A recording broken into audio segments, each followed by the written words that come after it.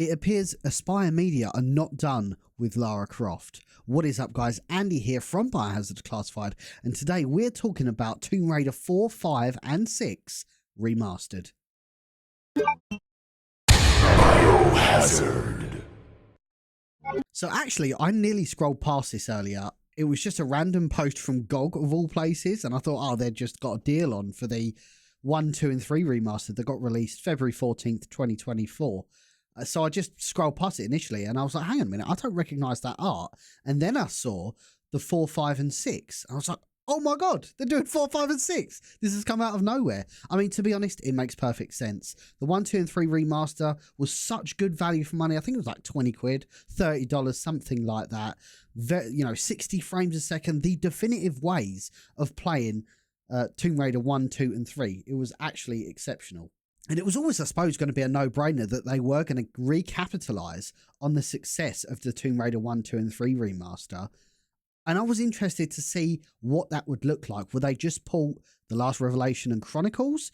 Will they move into that PS2 era? All was to be considered, but it appears now that yes, they are doing a 4, 5 and 6. And at first I saw 6. What on earth is 6? The Mad Lads are doing it. They are doing Angel of Darkness. I can't believe it. They are considering Angel of Darkness Tomb Raider 6.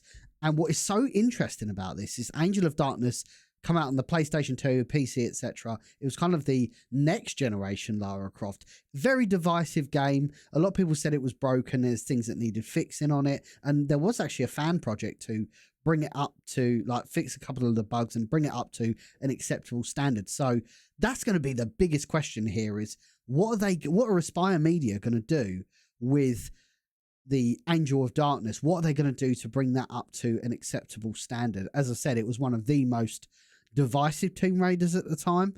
It took Tomb Raider in a little bit of a different direction, so I'm very interested to see that. But I think this makes total sense. Having Last Revelations and Chronicles, those last pieces of the original PlayStation puzzle on with the rest is perfect. And really it shows in under 2 years. Oh, by the way, I forgot to say, this comes out February 14th, 2025, which is exactly a year after Tomb Raider 1, 2 and 3. And I think that's Lara Croft's birthday, if I'm not mistaken. So it all kind of ties into that. So yeah, this is very, very special. I'm so happy to do it. Again, super low cost, £22.50 for 3 remastered games. I think is such excellent value for money. They've really nailed the price point here. It's not going to break the bank for anyone. And these aren't short games. They're quite long games, especially on your first time round. So yeah, I'm super hyped for this. I've been actually going through the series every week as part of our Lara Sunday series, but we're actually nearly up to Tomb Raider 4, The Last Revelation. I think I might have to put this off until February to get that real definitive release, because it goes without saying the 1, 2 and 3 remaster, everything they've learned from that, even post launch, they had so many updates, patches and that sort of thing. They can take everything they learned on that and roll it out across the rest of the series. And man, it really shows you that this is ultimate game preservation for me. They are bringing these older games back with a fresh lick of paint. They look the best they ever could, and they play the best they ever could at 60 frames a second. I want to see more studios doing this. I put up a tweet earlier. Everyone's agreeing with me.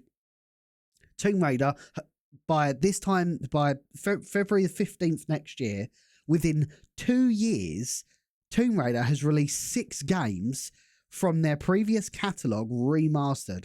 Absolutely unbelievable. I appreciate there's nuances with Resident Evil and the Classics Collection, but why are Capcom not looking at this? I appreciate the GOG releases come out.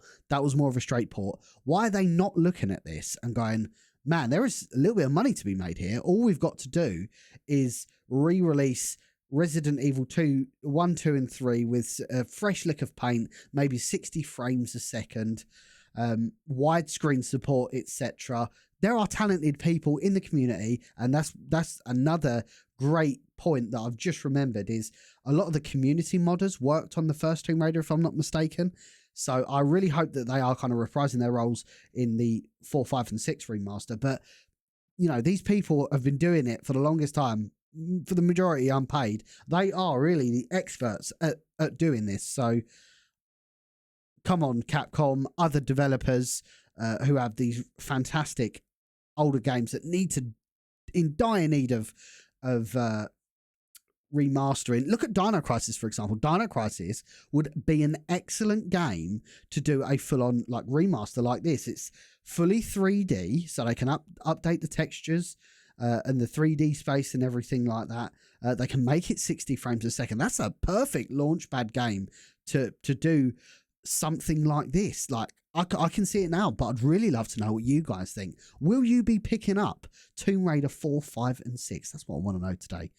But yes, thank you all for tuning in to this breaking news video. I really, really hope you enjoy it. And yeah, tune in every Sunday for Lara Sundays here at Biohazard Declassified. We're working our way through the series, and man, Tomb Raider, as you can see, Tomb Raider is at an all-time high. We've had the 1, 2, and 3 remaster. We've now got the 4, 5, and 6 remaster. What a brilliant time. And let's not forget the Netflix series, which we're going to be doing a watch party on. What a brilliant time to be a Tomb Raider fan. Anyway, guys, that's all we've got time for today. If you love this video, drop a like.